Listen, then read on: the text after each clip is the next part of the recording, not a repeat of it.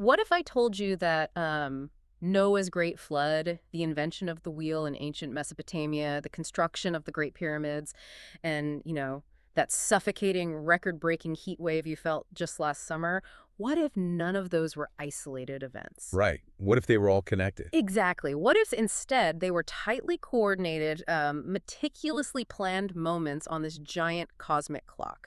A clock that, according to our source today, is currently ticking down to a massive, universe-wide reset. Yeah, a reset scheduled for the year 2032. Welcome to another deep dive. Today, we are opening up a document that honestly, it completely shatters the way we are taught to look at human existence. It really does. Because usually when we think about history, we picture a straightforward, linear march, right? Right, like a timeline on a chalkboard. Exactly. You start on the left side with early agricultural settlements. You draw a straight line through the Bronze Age, the Iron Age, the Middle Ages, and you end up on the far right side with, well, artificial intelligence and global warming. It's framed as this neat arrow pointing relentlessly into the future. But the source material we are unpacking today takes that neat straight arrow, bends it into a massive repeating circle, and then sets that circle spinning inside a galaxy-sized mechanism. It is wild, and the document in front of us, for you listening at home, is titled Kaliyug First Prakritiyug Chakra.docs. Quite a title. Yeah, and it is arguably one of the most ambitious, densely layered pieces of intellectual synthesis I have ever encountered. I agree completely. I mean, it doesn't just attempt to rewrite history. It attempts to redefine the fundamental architecture of time itself. The author has basically constructed a grand theory of everything for humanity. They really have. They're taking the ancient Hindu cosmological concept of the yugas, which, are these unimaginably vast cyclical epochs of time, and they're weaving them together with Abrahamic genealogies. Specifically tracing the lineage of Noah and his descendants, right? Yes, exactly. Yeah. Then they take this massive theological tapestry and drape it directly over the standard, scientifically accepted global historical records. So they are literally matching ancient myths to actual archaeological dates. Exactly. And if that wasn't enough, they anchor the entire timeline to cutting-edge astrophysics and our modern climate crisis. It is a dizzying piece of work. And, our mission today is to walk you through this incredible architecture, room by room, and see how the author makes these completely disparate puzzle pieces fit together. But before we take our first step into this timeline, we really need to establish the parameters of what we are doing here today. Yeah, absolutely. That's a vital first step because this source navigates incredibly complex terrain. It touches on the foundational, deeply held religious beliefs of billions of people across Hinduism, Judaism, Christianity, and Islam. It also interprets highly politically sensitive historical conflicts. And on top of that, it repurposes very specific modern scientific data from institutions like NASA in, well, highly unconventional ways. Right. So to you, the listener, our ground rules today are simple. We're not here to validate the scientific accuracy of this timeline. Nor are we here to debunk the author's deeply held cosmological worldview. We are simply stepping into the author's universe. Our objective is to impartially map out this intricate framework exactly as they have constructed it. We want to observe the mechanics of their argument, like how they bridge a story from ancient scripture to a temperature spike in 2024. And we also want to explore the underlying human psychology that drives the need to create such a massive, unified narrative in the first place. Okay, let's unpack this. We had to start where the author starts. Right, at the very beginning of the recorded human sequence, the document sets the opening parameters of its timeline between the years 4000 BCE and 3200 BCE. And the author defines this specific window as the very first epoch, the Satyug. Now, for anyone unfamiliar, in traditional Hindu cosmology, the Satyug is the golden age. It's the era of absolute truth, purity, and perfect spiritual alignment. But what's fascinating is how the author chooses to initiate this Hindu golden age. Yeah, that stopped me in my tracks. They do not start with a localized myth. They define the absolute beginning of the Satyug with a highly specific, devastating global event. Noah's Great Flood. Exactly. The structural choice to use the Great Flood as the catalyst for the Satyug is, well, it's a masterstroke of syncretism. It is. I mean, the flood myth is one of the most pervasive archetypes in human history. Yeah. It appears in the traditions of Mesopotamia, the Americas, and beyond. But the author isn't merely nodding to a shared myth here, are they? No, they're using the flood as a literal, physical, synchronizing mechanism. Right. Because before the flood, humanity is scattered and perhaps corrupted. So the flood is deployed to wipe the slate entirely clean. It creates a unified starting line for all of human civilization. I look at it like a computer that has been completely infected with malware. That's a great analogy. You know, the system is glitching, nothing is communicating properly, and the Great Flood is the ultimate brute force hard drive wipe. It just formats the whole planetary system. And in this mechanical analogy, Noah is not just an old patriarch building a large wooden boat to save animals. Right, he is the ultimate systems administrator. The source explicitly presents Noah as the supreme spiritual guru who is responsible for reinstalling the operating system of human civilization. Reinstalling it on this freshly formatted blank slate of an Earth. So let's examine how the author maps out that reinstallation, because the text gets incredibly granular regarding the ancestral spread. It really does. After the waters recede, the author claims that Noah's three sons literally become the distinct geographic and cultural progenitors of the modern global civilizations. The document specifies that Shem is the founder of the Middle Eastern and Semitic civilizations. Ham is positioned as the patriarch who journeys to found the African and Egyptian civilizations. And finally, Japheth is identified as the ancestor whose lineage populates the sprawling European and Asian regions. By doing this, the author is establishing a unified family tree for the entire human race. Exactly. They are organizing the chaotic, widely separated emergence of early human societies into a neat, highly regulated familial structure. A structure that all traces back to one single survival point. But wait, here's where the text introduces a detail that requires some major geographical and temporal gymnastics. Oh, the Vedic connection. Yes. Right. While Noah and his sons are repopulating the Middle East, Africa, and Europe, the source introduces this deeply specific detail.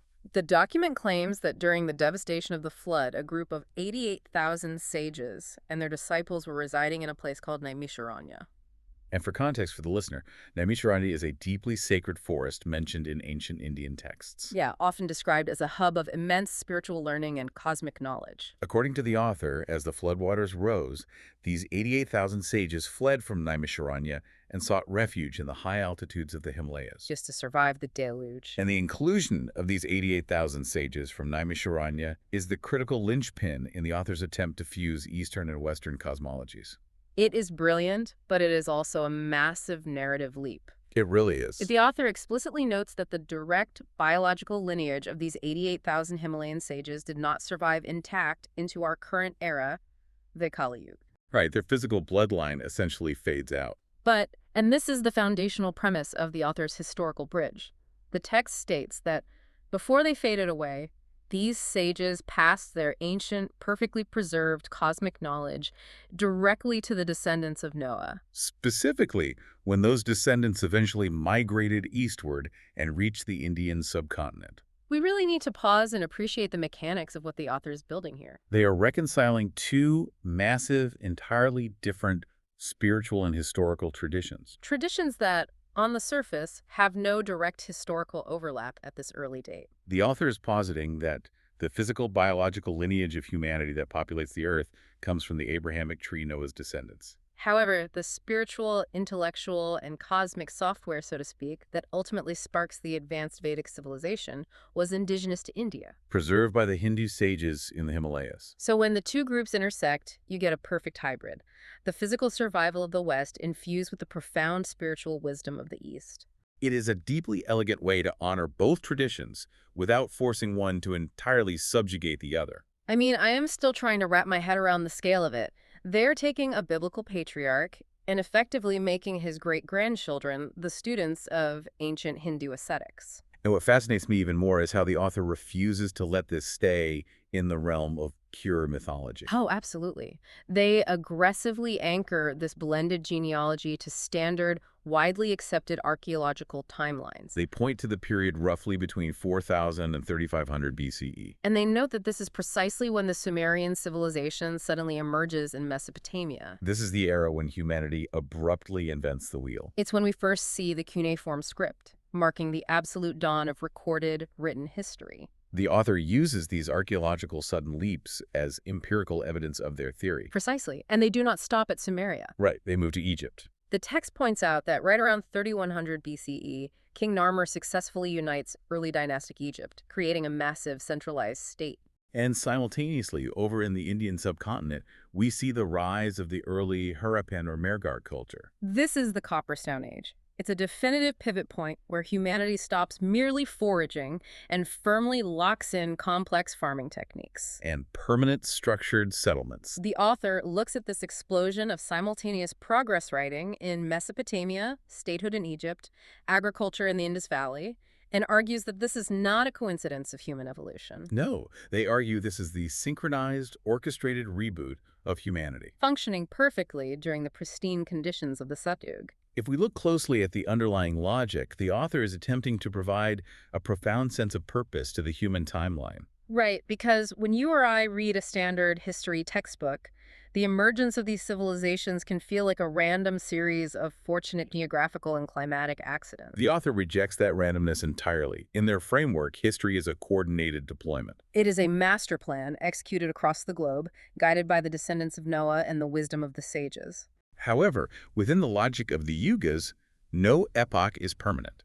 That's the catch, isn't it? Yeah, a golden age is characterized by its purity, but purity is incredibly difficult to maintain as a population expands and becomes more complex. The initial burst of survival and localized settlement inevitably leads to a desire for permanence and dominance. Which pulls us directly into the next phase of the document's timeline. Segment 2. We are looking at the era spanning from 3200 BCE down to 2200 BCE. The source identifies this specific millennium as the Satyug-Kaliyug transition.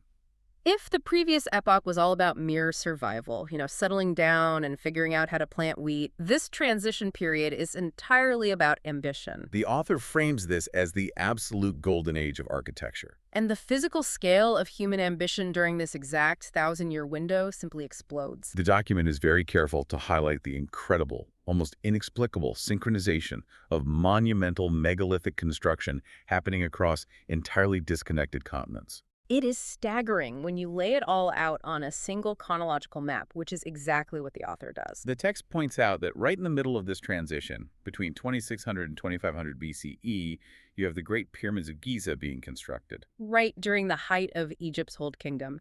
These are massive, mathematically precise structures that honestly defy the technological logic of their era. And at the exact same moment in time, thousands of miles across an impassable ocean in Mesoamerica, the Maya civilization is sprouting its early, complex urban centers. Crucially for the author's integrated narrative, this is also the exact window when the Indus Valley civilization in the Indian subcontinent hits its absolute zenith. The mature phase of the Indus Valley, stretching from roughly 2600 to 1900 BCE, is highlighted as a marvel of ancient engineering. The text specifically names cities like Harappa, Mohenjo-Daro, Lothal, and Dholavira. And the author emphasizes that we are not talking about sprawling, chaotic villages here. No, not at all. These were highly sophisticated, modern, grid-based cities. They had subterranean drainage and sanitation systems that European cities would not rival for thousands of years. They used standardized baked bricks and precise weights and measures. It is an era fundamentally defined by permanence and order. Humanity is no longer just living on the earth. They are literally carving their dominance and their mathematical precision into stone and baked mud. And while humanity is busy constructing these physical architectural monoliths across the globe, the author is simultaneously building a highly specific genealogical monolith. Right. They do not lose the thread of Noah's descendants. In fact, they track the lineage of Shem with intense, almost obsessive precision, straight through the heart of this architectural golden age. Let's trace that line because the author treats this section of history like a massive multi-generational family tree project. A project designed to perfectly align with the architectural milestones. The text traces the bloodline step by step. Starting with Shem, it moves to Arpachshad, Then to Shelah, Eber, Reu, Serug, Nahor, and Terah. And then, right around the year 2000 BCE, this meticulously tracked lineage produces Abraham, Abraham, of course, being the foundational patriarch of monotheism. the figure revered by Judaism, Christianity, and Islam alike. By meticulously tracking this single lineage while simultaneously listing the construction of the pyramids and the Indus Valley cities, the author is creating a timeline where spiritual evolution and physical architectural evolution are moving in lockstep. They drop legendary, almost mythic names right into the same time frame as verified archaeological sites. For instance, the text highlights King Nimrod. They identify Nimrod specifically as the grandson of Ham. And they crown him as the first mighty king of Babylon. And what is Nimrod most famous for in the Abrahamic traditions? He is the builder of the Tower of Babel. This is another massive megalithic architectural feat, which ties perfectly back into the author's theme of this era being a golden age of building. The inclusion of the Tower of Babel is a vital structural metaphor for the author's narrative. How so? Well, in the traditional biblical context, the Tower of Babel represents the ultimate manifestation of human hubris. Right, a unified humanity attempting to build a physical tower straight into the heavens to rival the divine. Exactly. And the divine response to this arrogance is to scatter humanity across the globe and confuse their languages, breaking their unity. So, in the context of this document's timeline, the Babel story perfectly encapsulates the core tension of the Satyug-Tretayug transition period. You have massive unified ambition and incredible architectural prowess, but that very ambition leads to an overextension of resources. A growing complexification of society and ultimately the fracturing of the human family. The Golden Age creates the very conditions that guarantee its own destruction. The balloon inflates until it pops. And according to the source, the pop is catastrophic. Just as Abraham emerges onto the world stage, and just as these massive grid-based civilizations seem completely invincible, the text hits us with what we can call the first great collapse. This brings us to an underlying mechanic that defines the entire philosophy of this document. Which is? In the author's worldview, these massive chronological epochs, these yugas, do not just slowly, peacefully fade into one another. Right. The transitions are violently punctuated by dramatic, unavoidable environmental resets. Nature acts as the enforcer of time. And the text points to a very specific, empirically verified paleoclimatological event that occurred right around 2200 BCE. Scientists call it the 4.2 kiloyear event. According to the source, this was not just a difficult season or a bad summer. It was a massive, sudden, and brutal shift in the global climate. A severe, prolonged global drought strikes the planet. Think about the mechanics of how a global drought impacts the highly complex architectural societies the author just spent the last segment building up. These societies were entirely dependent on predictable river flooding and intensive agriculture. They needed that to feed their massive, centralized urban populations. So when the climate abruptly changes, the physical impact is devastating. The text outlines how this specific drought completely shatters the deeply entrenched Egyptian Old Kingdom, plunging it into chaos and famine. It entirely destroys the mighty Akkadian Empire in Mesopotamia. And in the Indian subcontinent, the impact is structural and permanent. The great river systems, like the Sarasvati, that supported the magnificent Indus Valley civilization, literally begin to dry up and change course. The intensive agriculture completely fails. Those brilliant grid-based cities like Mohenjo-Daro suddenly become unsustainable death traps. Because you cannot feed a densely packed urban population without water. The cities are abandoned, and that magnificent urban culture initiates a rapid, irreversible collapse. The golden age of architecture is basically starved to death by the sudden hostility of the Earth's climate. The author uses the 4.2 kilo-year event as the physical mechanism that violently forces humanity out of the unified, building-focused golden age. When the rivers dry up, the era of cooperation ends. The drought creates immediate, desperate scarcity. And scarcity inevitably breeds intense competition for the remaining fertile land and water. That brutal competition creates organized systemic conflict. The environmental reset acts as a heavy, inescapable door slamming shut on the Satyug transition, pushing the traumatized survivors into a new, far more violent and structured reality. Which transitions us directly into segment 3, the Tretayug. This epoch spans a massive expanse of time, running from 2200 BCE all the way down to 500 BCE. The author characterizes this era fundamentally as the age of empires, polytheism, and law.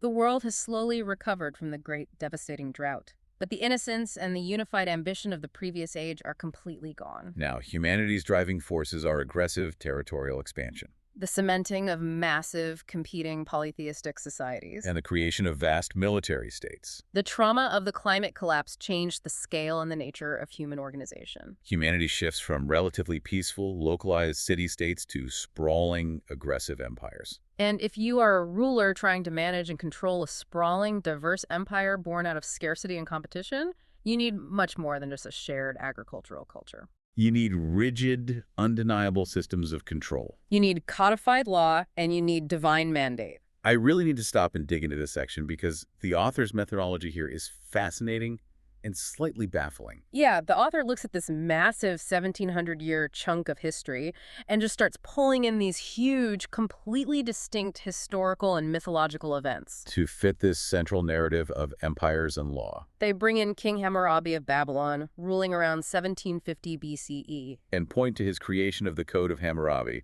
one of the earliest examples of written codified law. Then, the text jumps over to the Mediterranean and pulls in the Trojan War, dating it around 1200 to 1100 BCE. And they portray this mythic conflict as the ultimate violent clash of massive, expanding, polytheistic empires. They are heavily curating the global timeline here. The author is selectively highlighting events that embody the defining, brutal features of the Kaliyug. Unyielding war and strict codification. Right, but look at how they map the Indian subcontinent onto this exact same framework. They note that the Rigvedic period begins between 1500 and 1000 BCE. This is the era when the foundational texts of Hinduism, the Vedas, are meticulously composed and codified in the Saptasindhu region. Which translates to the land of the seven rivers in the northwest of the subcontinent. And later, as we move from 1000 to 500 BCE, the author highlights the introduction of iron weapons, They point out how iron completely changes the mechanics of warfare. fueling the violent rise of the 16 Mahajanapadas,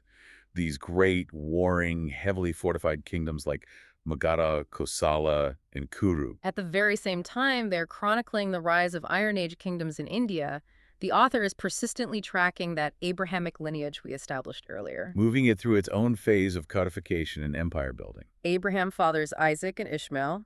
Isaac fathers Jacob. Jacob's 12 sons go on to form the massive structure, 12 tribes of Israel. And then we get these absolute titans of history stepping onto the stage within the text. You have Moses emerging around 1400 to 1300 BCE. He frees the Israelites from Egypt and, crucially for the author's theme of law, he ascends the mountain and delivers the Ten Commandments. A strict divine legal code. Then later, around 1000 BCE, the lineage produces King David, the warrior king. And then King Solomon, who leads the Israelite empire to its absolute zenith of wealth and power. And what is Solomon's defining act? He builds the first temple in Jerusalem, creating a centralized, monumental structure for this early monotheistic faith. It is within this massive, seemingly disparate list of events that the author's underlying psychological and thematic thesis for the Kaliyug really coalesces. Walk me through that thesis because I am staring at this outline. The mythical Trojan War, the deep spiritual composition of the Vedas, Hammurabi carving laws into a giant rock, and Solomon building his temple. And I am struggling to see the connective tissue. Right. How does the author logically unify these incredibly diverse, culturally isolated, and often warring eras under a single cosmological banner? How do they connect the rampant polytheism of Greece and India with the strict early monotheism of the Israelites? The common binding thread, according to the structure of the document, is the desperate human attempt to impose order on a chaotic, terrifying world. Think back to the trauma of the drought that birthed this era. The Kaliyug is fundamentally violent. Populations are expanding rapidly into contested territories. You have the democratization of violence through the invention of iron weapons, which allows for massive, easily equipped armies. To survive in a world defined by massive armies and competing empires, you absolutely require rigid structure. Therefore, whether it is King Hammurabi carving his legal code into a massive stone stele to regulate commerce and crime, or Moses bringing down the uncompromising Ten Commandments to regulate morality, or the Vedic sages meticulously compiling the vast, complex cosmic order into the chanted text of the Vedas, the underlying human mechanism is identical. humanity is utilizing religion and codified law as an ironclad stabilizing force. They are frantically writing down the absolute rules of earthly and divine existence in a desperate attempt to keep these massive Iron Age empires from tearing themselves and the world apart. That makes perfect sense. They are trying to bolt guardrails onto the sides of human civilization.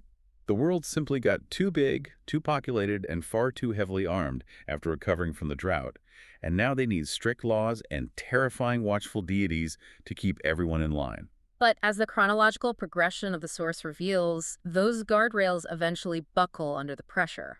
The rigid structures of the Kaliyug begin to fracture, which propels us directly into the next critical phase. Segment 4, the Kaliyug-Dwaparig transition. This transition runs from roughly 500 BCE up to 600 CE. And the author paints this millennium-long window as an era of intense, unyielding ideological warfare. It is no longer just about kings fighting over fertile land with iron swords. The battlefield has shifted. It is now a profound clash between the deeply entrenched ancient polytheistic systems and the rising, uncompromising tide of monotheism. Ideologies and philosophies become the new primary battlegrounds. The physical military conquests certainly continue, but they are now heavily intertwined with and often driven by massive tectonic shifts in human philosophy and spiritual belief. The rigid, localized gods of the Kaliyug are no longer sufficient for a rapidly connecting world. The text lists the absolute heavy hitters of this transitional era, the figures who defined global conquest. You have Alexander the Great from 334 to 323 BCE,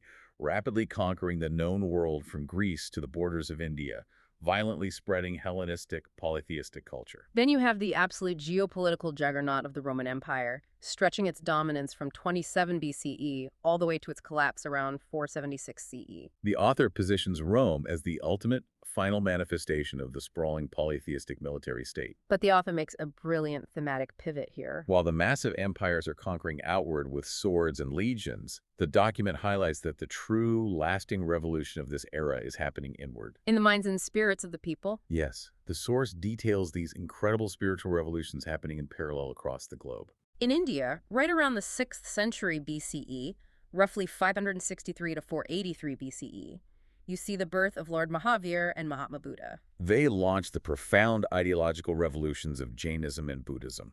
And if you think about the context of the Treta Yuga we just discussed, Jainism and Buddhism are direct, profound ideological rebellions against the entrenched, ritualistic, rigid Vedic orders of the time. It is a profound turning inward.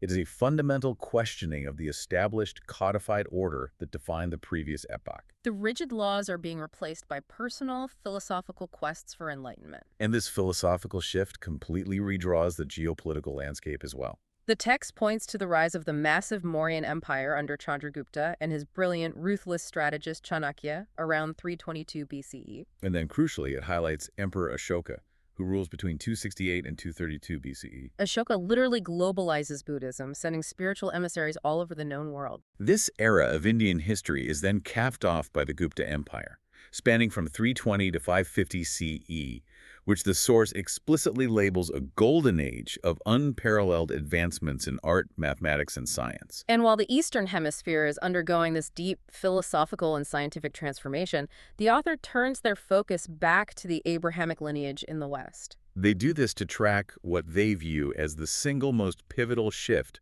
in their entire chronological narrative. This is where the genealogy pays off for the author. The text explicitly traces the lineage of King David, meticulously moving down through the centuries, straight to Joseph and Mary, and culminating in the birth of Jesus Christ in the year 1 CE. The author marks the arrival of Jesus as the absolute pivotal anchoring figure who solidifies monotheism in the global consciousness. The author is meticulously setting the stage for a monumental, inevitable collision. You have the massive, deeply entrenched, geographically vast polytheistic Roman Empire. And growing silently but rapidly within its borders, you have this completely uncompromising, singular, monotheistic belief system of early Christianity. And the ultimate culmination of that ideological collision, according to the text, arrives with Emperor Constantine. Between the years 306 and 337 CE, Constantine does the unthinkable. He shifts the entire mighty Roman Empire from its ancient polytheistic roots directly to Christianity. The ultimate polytheistic superpower officially becomes the state-sponsored vehicle for monotheism. Within the author's specific framework, Constantine's conversion is a massive, world-altering ideological victory. It signifies the death knell of the old gods. However, just like the end of the Satyug transition centuries earlier,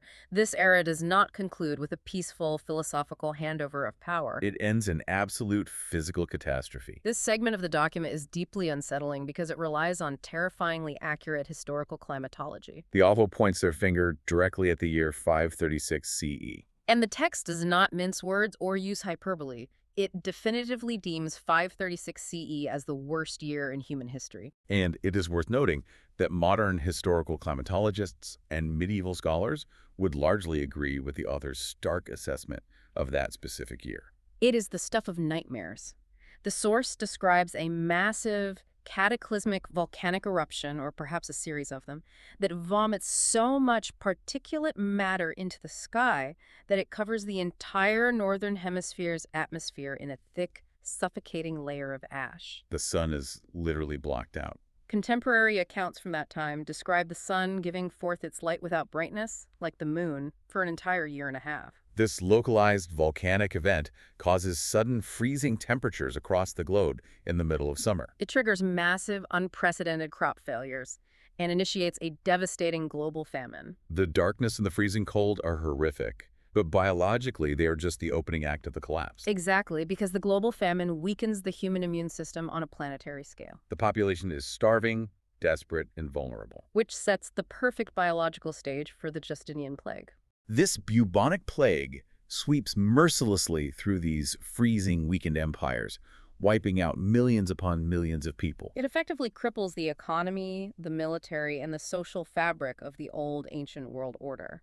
When I was reading the author's description of this period, I tried to relate it to our modern experience. Think about the intense isolation, the sudden screeching halt of global society, and the pervasive fear we all experienced during the recent COVID-19 pandemic. Now multiply that terror by 1,000. It is as if the universe threw a massive, choking smoke bomb into the very center of human history. Everything simply stops functioning.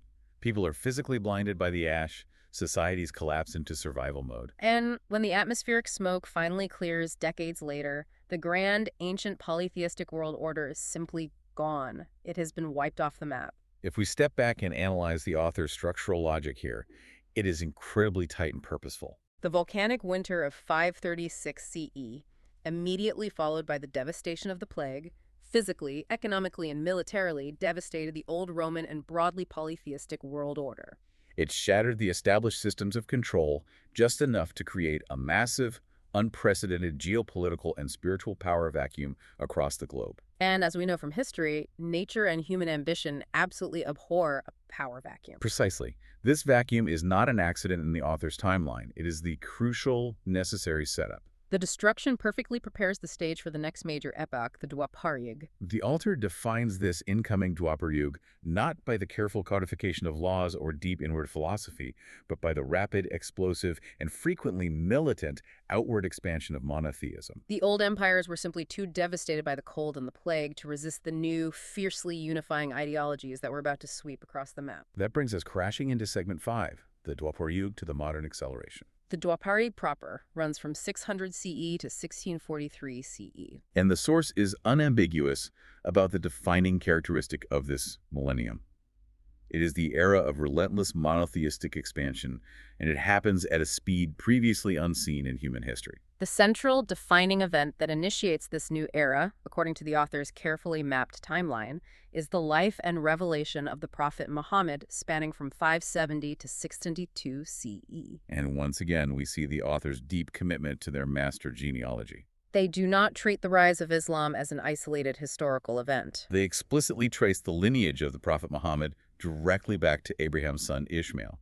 So the ancient bloodline established thousands of years prior holds completely intact and drives the new era. Muhammad founds Islam, and the text emphasizes the astonishing velocity with which Islam sweeps across the Arabian Peninsula, through the Middle East, across North Africa, and deep into Asia. Because the old empires were broken by the climate shocks of the 6th century, this new era is heavily defined by religious conflict as these massive, newly formed monotheistic blocs begin pushing violently against one another to fill the void. The text highlights the defining conflicts of this age.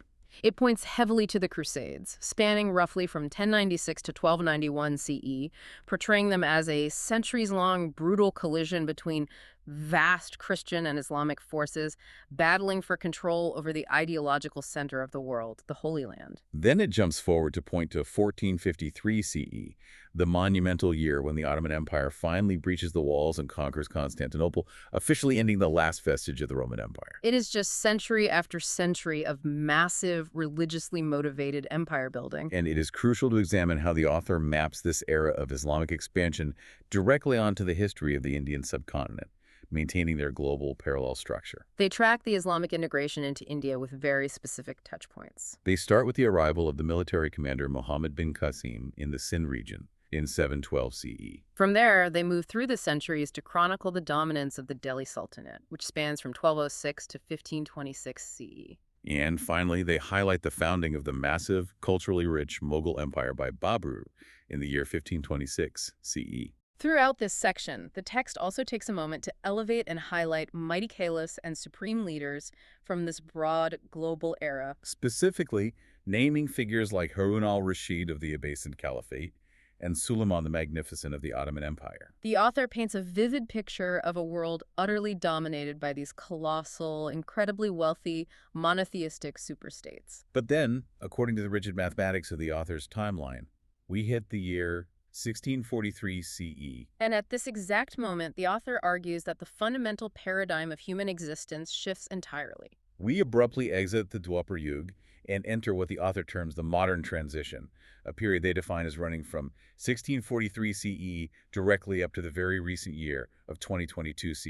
I really want to slow down and unpack this transition because it is unlike anything we've seen in the timeline so far. For thousands of years, the timeline has been driven by prophets, kings, massive architectural projects, and religious wars. But suddenly, the age of religious empires gives way to a total whiplash-inducing paradigm shift. The driving forces of humanity completely transform. The new gods are science, rapid technological advancement, democratic revolution, and global capitalism. The specific historical markers the author selects to define this modern era are deeply telling. They represent a fundamental, irreversible change in how the human mind interacts with and attempts to control the physical universe. It all starts with a massive shift in scientific consciousness. The text points directly to the year 1687, the year Isaac Newton publishes the Principia Mathematica. In the author's framework, this isn't just a book release. It is the moment humanity kicks off modern physics. Suddenly, we are no longer looking to ancient texts to explain the movement of the stars or the falling of an apple. We are defining the absolute, immutable mathematical laws of the universe. The theological laws of the Dwapar Yuga are being rapidly replaced by the physical laws of the modern transition. Then, the author highlights the Industrial Revolution, spanning roughly 1760 to 1840. This is the moment we stop relying on human and animal muscle power and begin exploiting the earth itself, replacing flesh with iron machines and steam power. And the political and social shifts the author highlights are just as drastic and violent as the scientific ones. Yes, they point to the French Revolution in 1789 as the key marker for the violent spread of democratic ideals and the dismantling of the ancient concept of the divine right of kings. And then, the timeline terrifyingly accelerates into the unimaginable violence of the 20th century. The author lists World War I and World War II, culminating in the terrifying dawn of the nuclear age. For the first time in the entire overarching timeline, humanity has suddenly unlocked the technological power to initiate its own global cataclysm, to destroy itself on a planetary scale without waiting for a drought or a volcano. While mapping these massive global shifts, the author also continues to diligently track the specific, often painful developments within India during this modern transition. Tying the local history directly into the broader global themes of upheaval and shifting power structures. They explicitly note the harsh, religiously polarized rule of the Mughal Emperor Aurangzeb. The text specifically and pointedly mentions his orders resulting in the destruction of the highly sacred Kashi Temple in 1669 and the Mathura Temple in 1670. Highlighting the lingering religious frictions of the previous age bleeding into the modern era. Then the timeline moves to the systemic economic and political control of the British Raj, spanning from 1857 to 1947. And of course, this narrative arc culminates in the massive geopolitical shift of Indian independence on August 15, 1947, framing it as part of the global movement towards self-determination. To encapsulate the sheer complexity and the radically diverse driving forces of this incredibly dense modern era, the author curates a very specific list of individuals they consider to be the ultimate influencers of the age. I found this list absolutely fascinating. The icons of the modern age, according to the text, are Albert Einstein, Nikola Tesla, Karl Marx, Mahatma Gandhi, and Abraham Lincoln. Look at that grouping. It is an intentional, potent mix of reality-bending scientific genius in Einstein and Tesla, radical, world-altering economic and social philosophy in Marx, and profound, morally driven democratic leadership in Gandhi and Lincoln. Now, when I was reading through this massive segment, a structural realization really struck me, and I want to get your thoughts on it. We just covered roughly 1,400 years of incredibly dense, world-changing history in this one segment. And the text deliberately brings us precisely to the present day. Specifically, the author states that this entire modern timeline abruptly stops at the year 2022. Your observation regarding the pacing of the timeline is absolutely critical to understanding the author's underlying psychological intent. Think about the temporal scale of the earlier epochs we discussed. The Satyug and the Tretyug each spanned millennia. They were slow, sprawling ages where changes in agricultural law took centuries to take root. But as we move into the Dwapara, and especially as we crash into the modern transition, the pace of human development and the pace of the timeline accelerates violently. The technological and social leap from Newton's discovery of gravity to the Industrial Revolution and then to the detonation of the atomic bomb happens in a mere blink of a cosmic eye compared to the vast expanse of time between the building of the pyramids and the fall of the Roman Empire. It feels exactly like a centrifuge that is spinning faster and faster and faster, pulling all of humanity toward the edges. That is precisely the sensation the author is engineering. The author is intentionally, masterfully building a narrative of exponentially increasing pressure.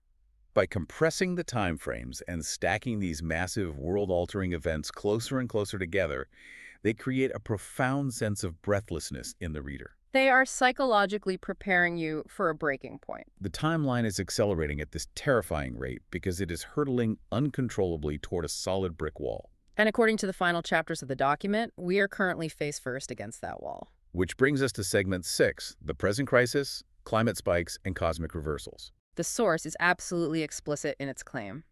The modern transition period, that era of scientific growth and democratic struggle, officially and permanently ended around the year 2022 CE. We are no longer living in a period of transition. According to the author, we have fully arrived at the crisis. And what is the immediate physical catalyst for this crisis? It is the climate.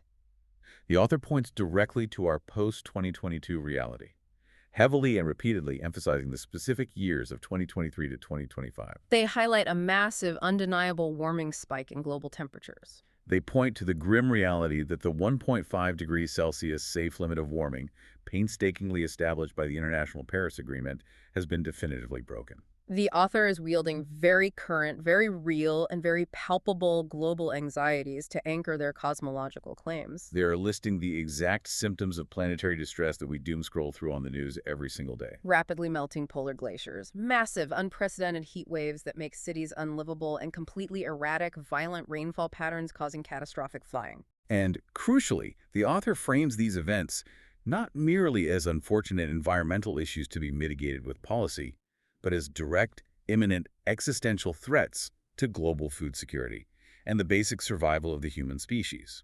But here is where the document takes a massive, entirely unexpected cosmological turn. Up until this specific point in the text, a reader who is familiar with the traditional Hindu concept of the yugas would expect this modern degradation, the climate collapse, the wars, the pollution, to be the agonizingly slow descent into the Kaliyug. In traditional cosmology, the Kaliyug is the final, darkest age of strife, moral decay, and deep spiritual ignorance, an epoch that is prophesied to last for hundreds of thousands of years before the cycle finally resets. Right. If you know the cosmology, that is the standard script you expect to follow. But the source delivers a massive, unprecedented plot twist right here. It makes a shocking, deeply controversial claim. The traditional, drawn-out, hundreds of thousands of years long, agonizing Kaliyug will not fully happen. It is being abruptly canceled, or at the very least, severely interrupted and truncated. And the reason provided for this massive alteration of cosmic law is purely mind-bendingly cosmic in scale.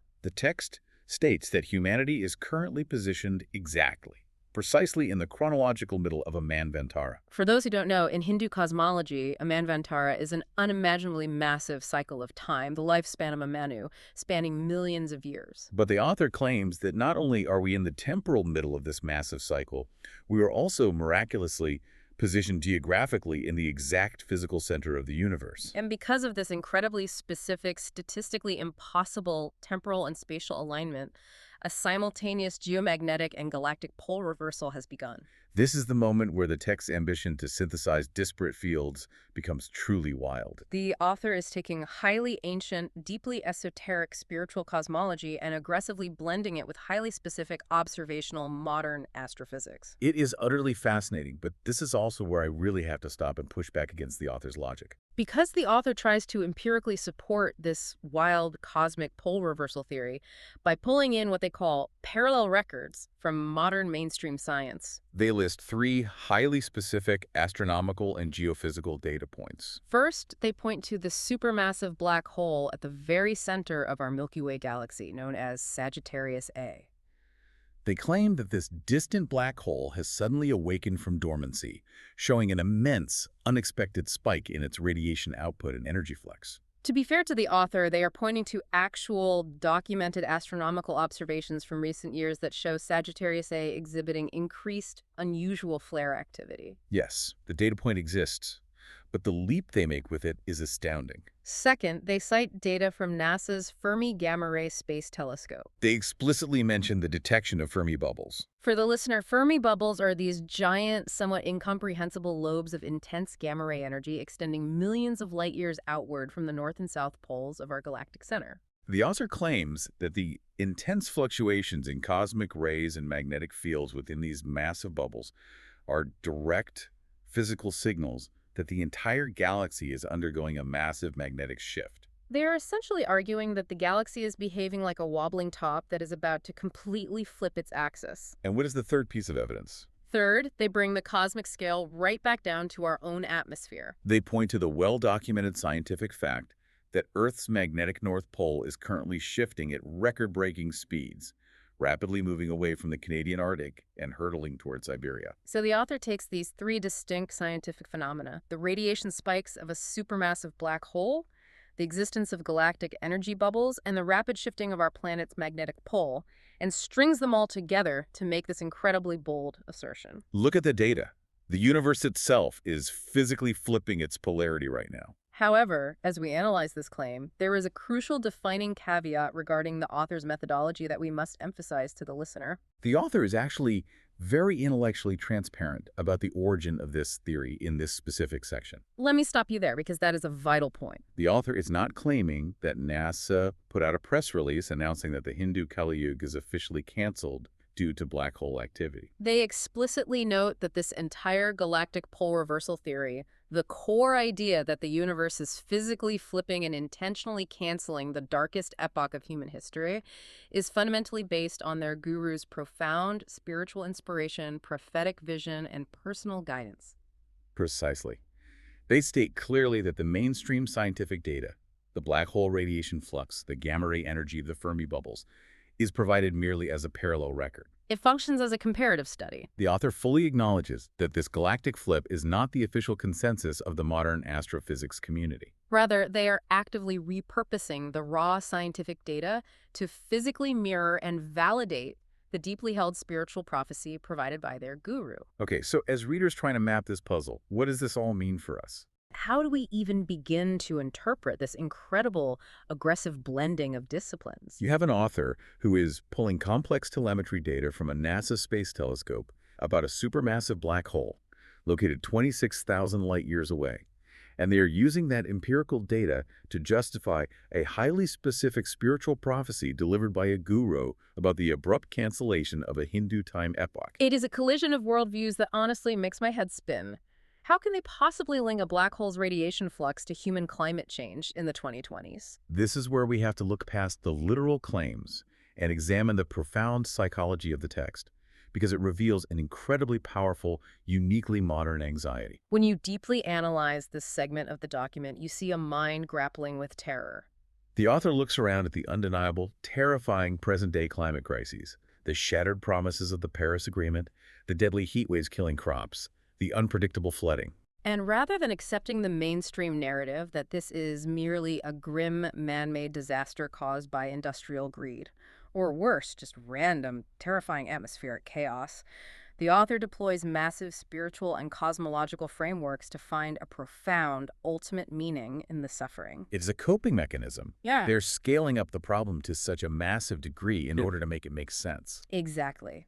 They are fundamentally arguing that the horrific climate change we are experiencing on Earth is not just the result of carbon pollution.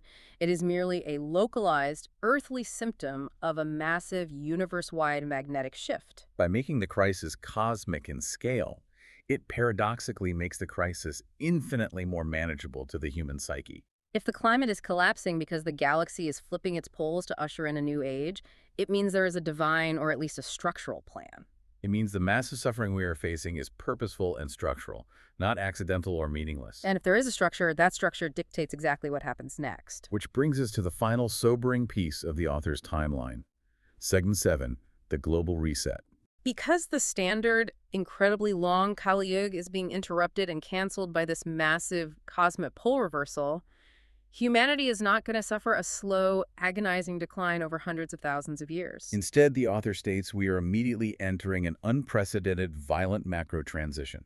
The text states that we are shifting directly from the first Prakriti Yug chakra, which the author defines as nature's first epoch cycle, the Kaliyug we were currently enduring, directly into the second Prakriti Yug chakra. This second cycle is defined as the abrupt dawn of the brand new Satyug, a return to the golden age of truth and perfect alignment. But the toll required to cross the threshold into that new golden age is incredibly steep. The cost is almost unimaginable. The author provides a very specific timeline for this massive planetary reset. They state that this macro transition is scheduled to firmly take hold between the years 2032 or 2035 CE, and the massive upheavals will stretch out until roughly 2072 or 2085 CE.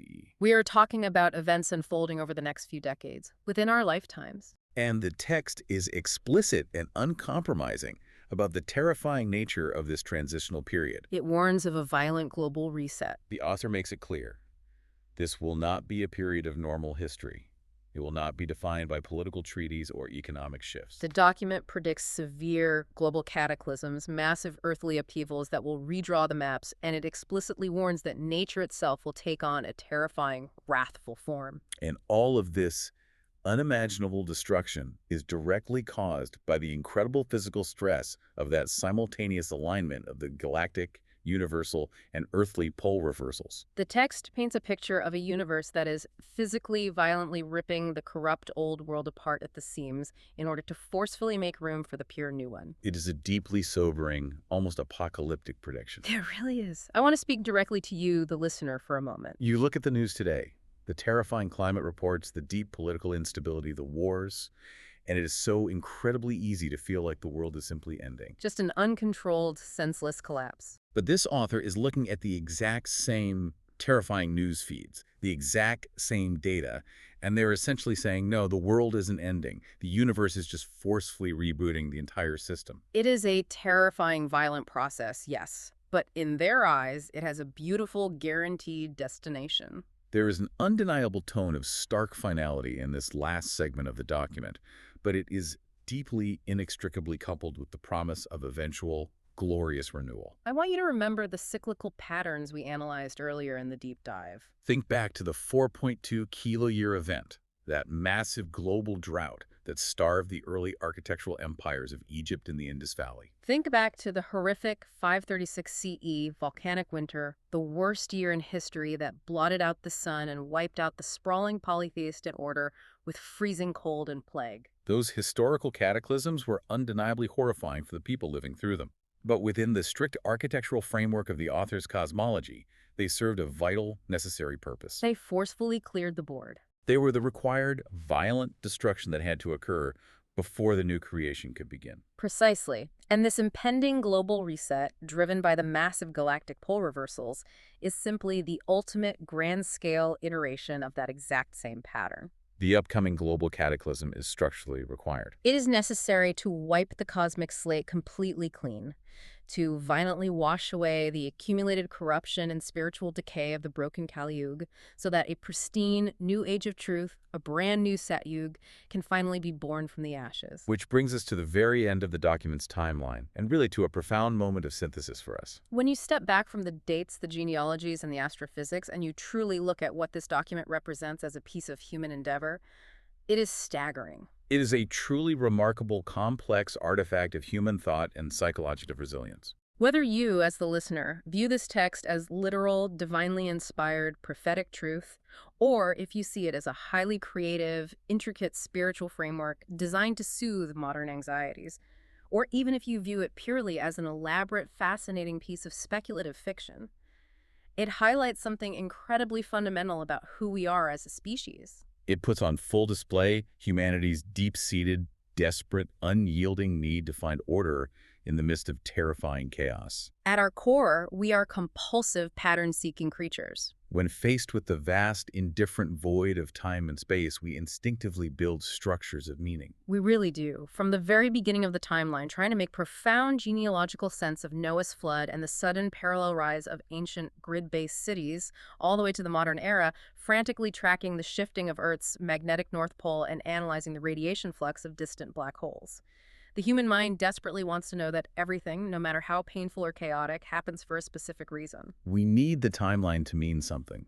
We cannot abide a random universe. We deeply want to know that the muddy, chaotic, often blood-soaked waters of human history and the terrifying, uncertain fog of the future actually conceal a beautiful, mathematically precise, intricate cosmic mosaic. We just hope that we finally have the right spiritual and scientific lens to see the complete picture.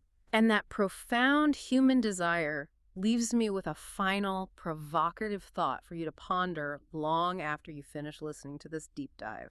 Throughout this episode, we talked extensively about how the author views ancient cataclysms as the violent, necessary reset buttons of human epochs. So I want you to imagine something. If historians, or perhaps whatever society exists in the new Satyug, thousands of years from now, look back at the raw climate data of our current decade, the 2020s, how will they interpret our reality? Will they see our broken temperature records as just another depressing line on a sterile graph of industrial carbon emissions? Or will they look back at our burning forests and flooding cities the exact same way we look back at the myth of the Great Flood? Will they view our current decade as the violent, terrifying, necessary end of a corrupted era and the wet, chaotic, painful beginning of theirs? Think about that massive cosmic cycle the next time you open your phone to read the weather report. Thank you so much for joining us on this deep dive.